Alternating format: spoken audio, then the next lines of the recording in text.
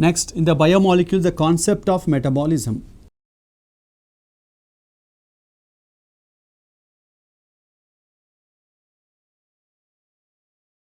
So, what is metabolism? So, in a cell or in a living cell of a plant or animal, some chemicals are present, some thousands of organic compounds are present, and also along with that inorganic substances are also present. So, these organic substances are converted from one type of organic substance to the other type, or for example, if you are talking about any organic compound, that organic substance or the organic compound have been formed from other type of organic compound, and this so formed organic substance will not remain as like, it will be further converted into some other type. Likewise, the changes are taking place from one type of organic compound to the other type of organic compound. This type of changes is called as this type of changes from one organic compound to the other organic compound is called as a metabolism, or this will take place in the form of chemical reactions inside a cell. So, the chemical reactions leading to the formation of one type of chemical to the other type of chemical, this entire process of the changes is called as a metabolism. The organic compounds which are formed in the process of metabolism, so we call them as metabolites. This is nothing but the product of metabolism or metabolic reactions.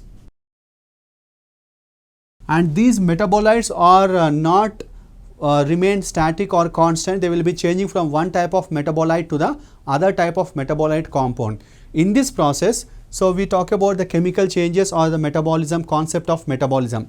Let us take here, each and every metabolite have turnover. So, one of the important significant property exhibited by each and every organic molecule, that is called as a turnover.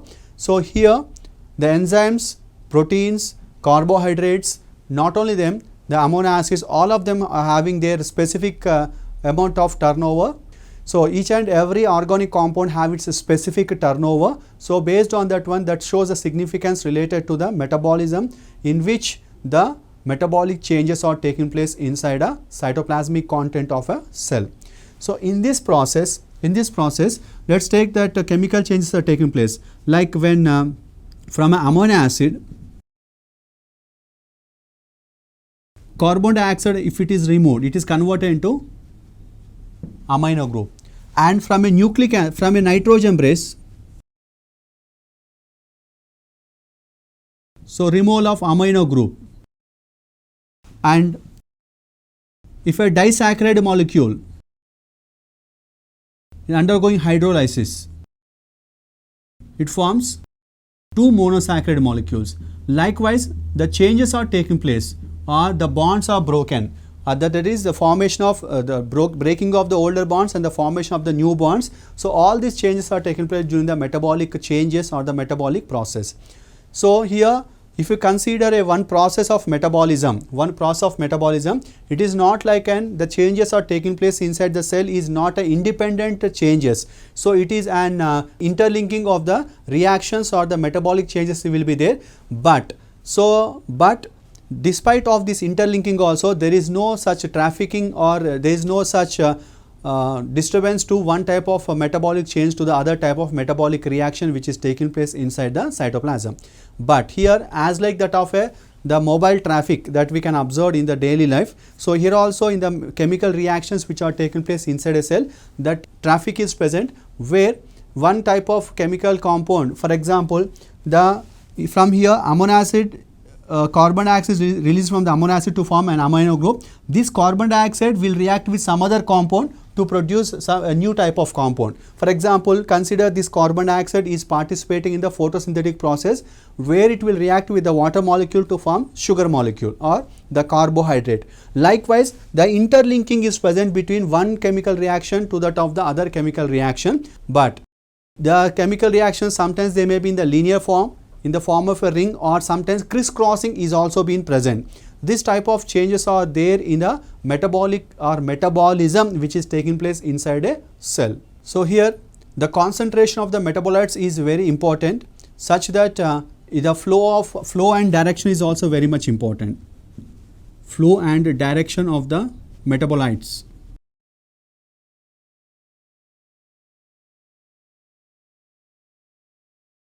which is significant for maintenance of the metabolism inside a cell. In this process, either, as I said, that the flow either may be in the linear form, the circle, or in the form of crisscross. But despite of all these type of changes, there is no disturbance or there is no such type of unhealthy nature in the metabolic reactions. If unhealthy nature is there, all that entire process of metabolism will be disturbed. So there is no such disturbance, or there is no such disturbance related to the metabolism which is taking place inside the cells. And each and every metabolic reaction is an enzyme catalyzed reactions. Each and every metabolic reaction is an enzyme catalyzed reactions. So here, what are these enzymes? Enzymes are the biocatalysts, which will fasten the chemical reactions inside a cell. So each and every chemical reaction and each and every biochemical change which is taking place inside a cell is catalyzed by a enzyme, and these enzymes are specific. It is not like that one enzyme is present, it is catalyzing many such reactions. It is not so. So depending upon the type of reaction or depending upon the type of substrate on which the enzyme have to act, so that specificity will be there. That's the reason why one enzyme is present means that will act only in that particular type of reaction, or it will participate in such reaction where that specific substrate molecule is taking part in the reactions. So all these steps is a part of the concept of metabolism. In a metabolism, we can say that two types of processes are there. One is called as anabolism or anabolic process, and other is called as catabolism or catabolic process. Let's start with the anabolic process or anabolism. So we call this as a constructive process. So why it is so called as constructive process means, here simpler compounds or simpler substrate molecules are converted into complex compounds.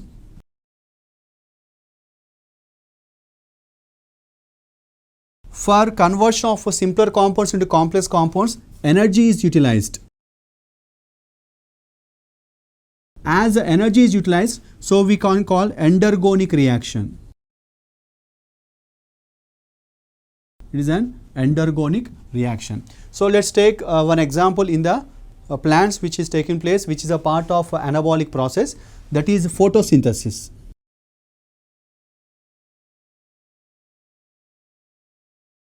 We know that the substrates which are participating in this reaction are carbon dioxide and the water molecules, which are simpler compounds.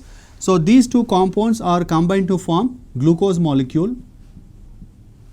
So in presence of light and chlorophyll molecule. Of course, in the process, water is also been formed along with the release of oxygen. In this process, this is a main product. This is a main end product. So here it is a complex molecule. So the two simpler molecules are taking part to produce a complex molecule. For this process, they need the energy.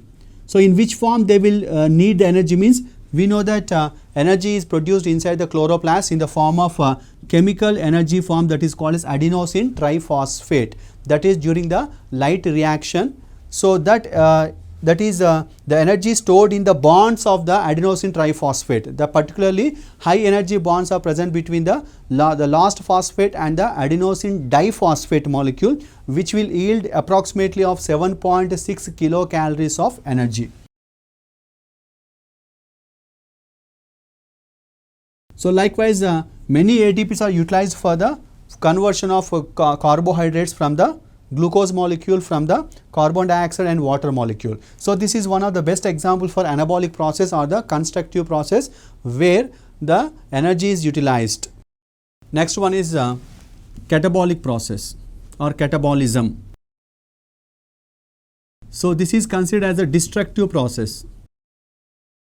So why it is called as destructive process means here the whatever the complex compound is present, this complex compound is converted into simpler compounds,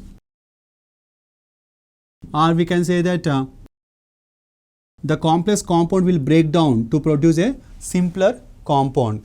Here in this process, whatever the energy which is present in the bonds of the complex molecule, that will be, when that bond is broken, that energy present in the bonds will be released outside. So that here the energy present in the bonds of complex molecule or complex compound is released due to breaking of the bond. So that energy is released, so we call it as a exergonic reaction.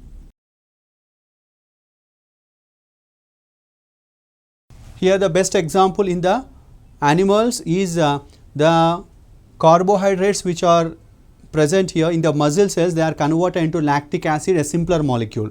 In the same way in the plants and in some other bacteria where the respiratory substrate like carbohydrates will be broken down to release carbon dioxide and water molecule. Whatever the energy which is present in the bonds of the complex molecule will be released. So here the carbohydrate is converted into lactic acid in the muscles, or otherwise in the plants the carbohydrate is converted into carbon dioxide and water molecule, that is a complex compound to the simpler molecule. So here as energy is released, we call it as an exergonic reaction, and each and every reaction in the anabolic or the catabolic process are catalyzed by enzymes. So we call them as a catalyzed reactions or biocatalyzed reactions, we call them as. Such type of changes are taking place in the metabolism of the plants and also in the animals.